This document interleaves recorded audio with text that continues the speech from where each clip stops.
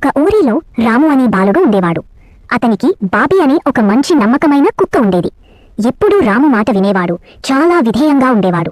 ఒకరోజు సాయంత్రం రాము అమ్మా, రాము, నేను మార్కెట్కి వెళ్తున్నాను, దయచేసి కోడులకి ఆహారం పెట్టి గేటు మూసేయి. రాము అంగీకరించాడు. సరే అమ్మా. కాని ఆ తర్వాత స్నేహితులతో ఆటలో మునిగిపోయాడు. ఆ పని మర్చిపోయాడు. అప్పటికే అంధకారం మొదలైంది. బాబీ భయపడి రాముని చొక్క పట్టుకుని లాగాడు. ఓడి పంజరాల దగ్గరకు వెళ్లాడు. ఆపై గేటు దగ్గరకు పరిగెత్తాడు. బాబీ చెప్తున్నట్టు అనిపించింది, రాము, నీ పని మర్చిపోయావు. రాము ఒక్కసారిగా గుర్తు పెట్టుకుని వెంటనే కోడులకి ఆహారం పెట్టి గేటు మూసేశాడు. ఆ రాత్రి ఒక నక్క గేటు దగ్గరకి వచ్చింది. కాని గేటు బాగా మూసి ఉండడంతో లోపలికి రాలేకపోయింది. కోడులు సురక్షితంగా ఉండిపోయాయి. మరుసటి రోజు రాము అన్నాడు, అమ్మా, నిన్న నేను మర్చిపోయాను, కాని బాబీ నాకు గుర్తు చేశాడు.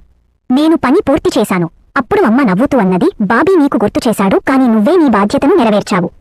ఈ కథలో మనం నేర్చుకోవలసింది ఏంటంటే, చెప్పితే వినాలి, పెద్దల మాటల గౌరవంగా పాటించాలి.